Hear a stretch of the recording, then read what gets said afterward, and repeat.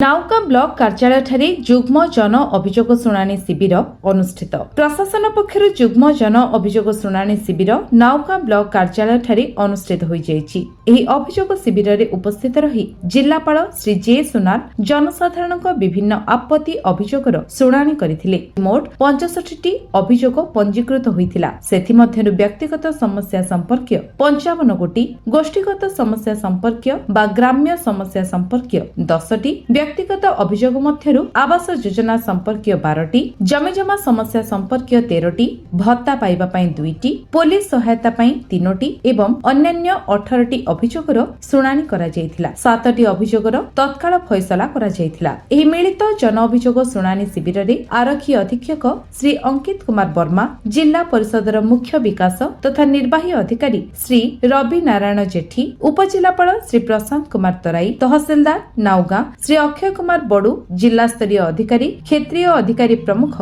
उपस्थित रही जनसाधारणकर आपत्ति अभियोगर शुणाणी करथिले। नाउगांर वैष्णव राउतक रिपोर्ट, विश्व विजय न्यूज ओडिशा।